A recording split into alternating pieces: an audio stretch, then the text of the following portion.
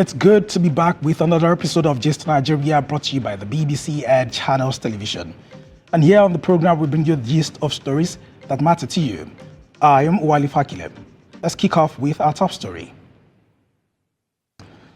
It's a few weeks into 2025, and like you, many Nigerians are curious about how the 2025 budget will affect their lives. Last December, President Bola Tinubu presented a 47.9 trillion naira budget titled Budget of Restoration, Securing Peace, Rebuilding Prosperity to the National Assembly. Now, while this budget proposal is awaiting legislative approval, Gist Nigeria's Mercy Frank talks to experts to look at how critical sectors, especially security, infrastructure, and human capital development, would fare. Budget moves from being a bill, which is now before the joint session. We're still talking about the budget 2 days after it was presented. Budget of restoration, securing peace, building prosperity. A whopping 49.74 trillion naira, the proposed size of Nigeria's 2025 budget. The first thing that came to my mind was, are we able to meet these revenue assumptions? You would find out that the government is going to be spending up to 73% more on poverty alleviation in this year. In 2021, the National Assembly has made 5,600 plus new insertions. In 2022, right, it increases. Insertions were about 6,600 plus. In 2024, it moved to 7,400 new insertions. Beyond the numbers, what does this mean for average Nigerians?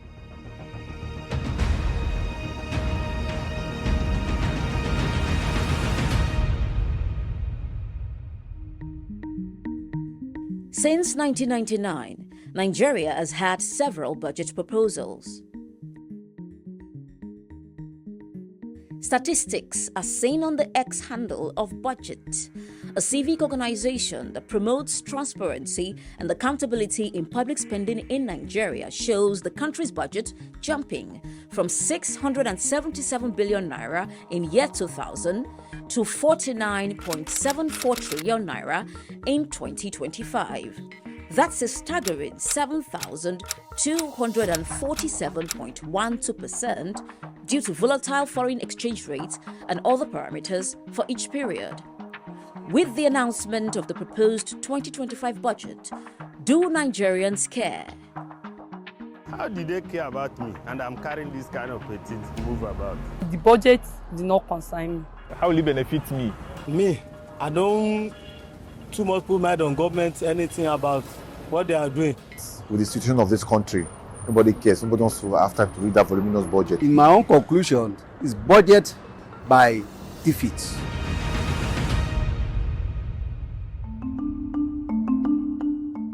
The Northeast has been, bedeviled by Boko Haram and all that. If you go to the Benue area and all that, which is also a food basket of this country, there is a lot of insecurity there. While reports show that the threat against farmers persists, transporters have their own share of the scare. Ondoso Tionwuna makes a living by transporting food items from farms in northern Nigeria to places like Lagos State, Nigeria's commercial hub. I run reef motor. So now they come break this my glass like this. So as they break, now I can't carry my motor. That place where they load, I say make I carry motor come out. The motor sink for that place where I rode. I no even go anywhere. Insecurity, coupled with bad roads, worsen Nigeria's food sufficiency and contributes to inflation. Adewale Kola is a pepper merchant in Mile 12 International Market in Lagos. Money transport, it must go high. Try motor way carry from north this year. You go chop with home money. From the farmer through the whole food chain to the consumer. These are just a few of the many stories that illustrate the human cost of past budget failures, and the more reason Nigerians should care. So if we don't have an idea how much the government is actually allocating to these things that are important, then we cannot track whether they are keeping a promise to do better in funding education or in funding health. If there is a provision that is meant for you, that is in my custody or I'm in charge, I have the responsibility to ensure that that provision gets to you, but you don't even know that you have that provision. You are not asking me. I can as well not give it to you and you won't know.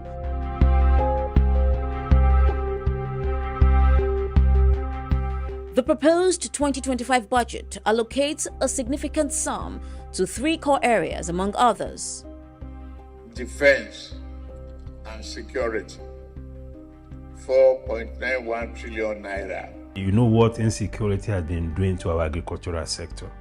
We know what it has been doing even to the perception of our country as an investment destination. And we know the impact of insecurity even on our oil and gas sector. I'm talking of oil output, crude oil production. These things are very critical, for our economy. However, again, we note that it's more of recurrent than capital vote, right? And I'm hopeful that even the capital budgets, we're able to meet it. Because you can pay the salaries of the military, but you're not going to send them without guns and bullets to go after miscreants. The key productivity challenges that you have in the economy is traceable to our infrastructure deficits. We talk about cost of production, we talk about competitiveness of our product, we even talk about the cost of doing business. There has to be that blend of inviting the private sector, bringing the private sector decency, integrity, transparency, and ability to execute into funding projects in Nigeria.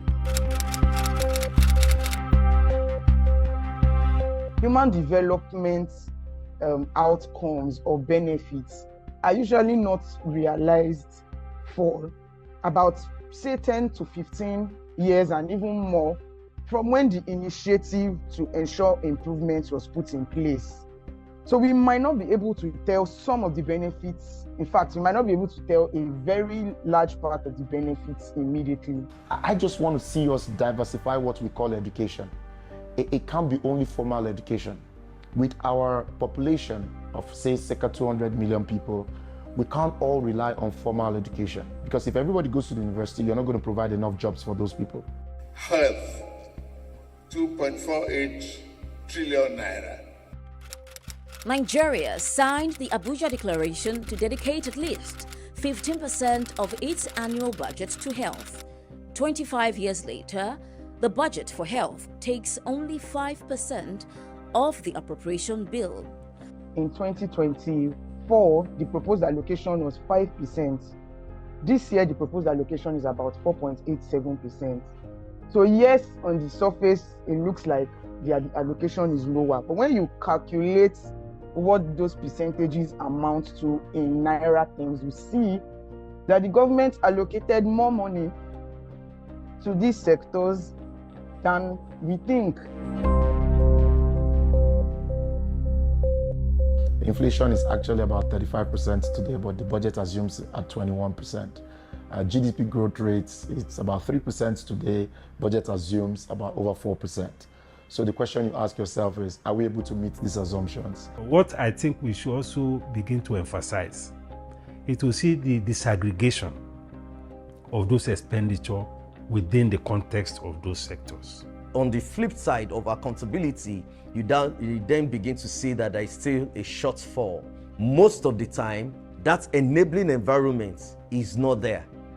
Where they are there and you ask questions, most of the time you do not get response. As the proposed 2025 budget journeys to the National Assembly, where lawmakers will scrutinize and propose amendments, Nigerians like Ondosu Tiowuna and Adewale Kola are seeking impact, and the alarm for Nigerians to engage in the process, hold their representatives to account, and demand a budget that truly delivers rings louder. Mercy Frank, Gist Nigeria. Well, interesting text there. Now, is the proposed 2025 budget realistic or too ambitious? Let us know on our X handle at Just Nigeria TV. We'd like to hear from you.